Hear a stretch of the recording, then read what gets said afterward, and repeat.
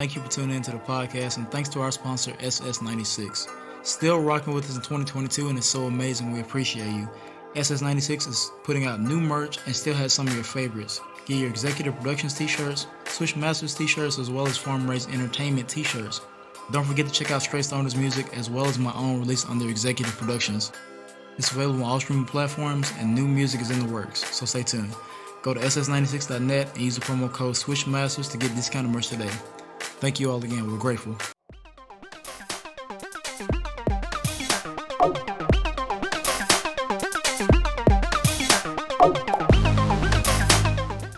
A lot of people, a lot of fans want, their guys from their team, their home team, whatever. It doesn't always happen that way. For me, some of the best players, some of my favorite players have never made an all-star team. So I guess I'll ask, what are some names or some guys that you guys think have been overlooked as all-stars and probably should have got one throughout their career, at least one? Tough question. I gotta think on this one. I know. I mean, for me, Jamal Crawford, to me, should have definitely been an all-star, one of his six man of the year years, in my opinion. I feel like he may not have had like 20 points per game, but he six man of the year, he was close to it. And he's probably one of the most fun players to watch, in my opinion. So I feel like he always talks about it. He probably would have been showing off new moves in the All-Star game. Like that's a guy I wish would have gotten that nod before he stopped playing, or at least, or that we think have stopped playing. Might come back at 50. He could.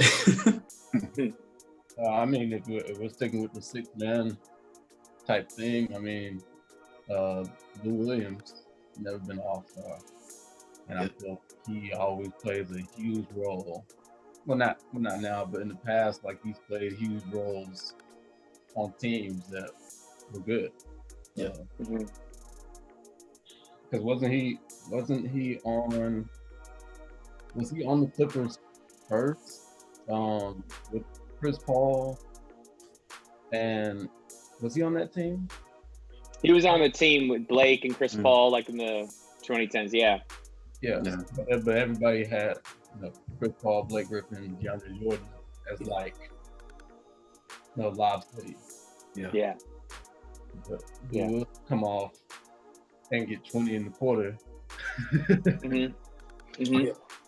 I like Lou a lot too. He was pretty incremental, and last year with Atlanta going to the conference finals, he was, that veteran presence, it matters, you know what I mean, down the line, and Lou can put in the basket just easy.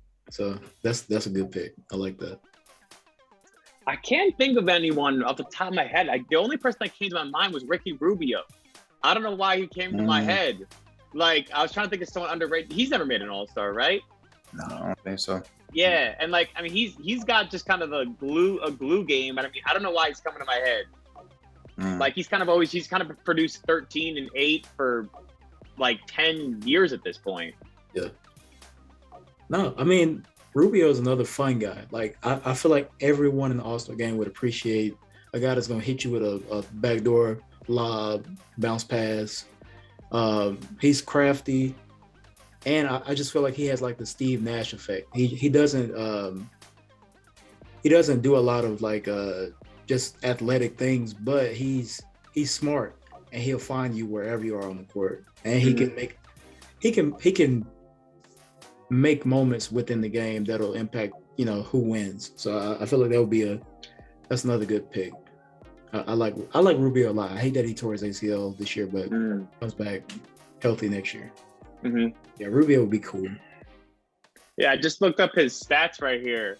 His career average is 11 points, 7.6 assists a game. It's pretty good for 12 years. Yeah. Look up Draymond's career stats. Draymond, who? Look up Draymond's career stats. But I'm thinking like sometimes I get a little upset about the people who are kind of those new people.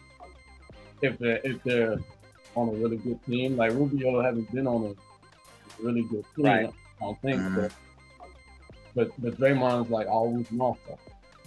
Kev, you're gonna hate this.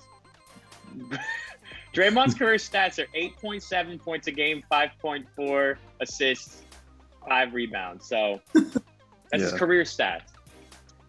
And he's an all-star every year. Every year. Yeah. Me and Zay came to the conclusion that Warriors fans have so much stock in all-star selections. For example, think all the way back to a couple years ago. I can't think of his name right now. Zaza. There we go. Zaza.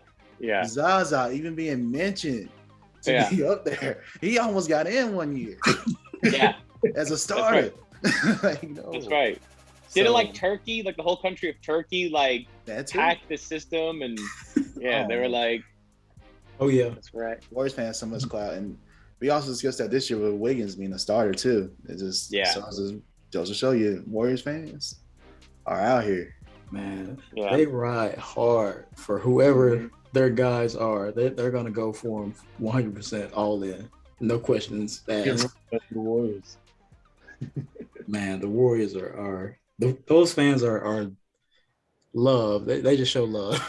And I feel like internationally, the Warriors are very popular. Like over in Asia and stuff, like those, they love the good teams and the superstars. And by association, Draymond is with Steph, and it's just like, all right, he's getting votes. Absolutely, man. I love that though. I mean, that's a loyal fan base. I think any organization would be just happy to have that type of environment for their guys. So that's cool. But also, we don't want Zaza in the All-Star game. We don't want that. Sorry, Warriors man. That was a mistake on y'all's part, but it's okay. We understand.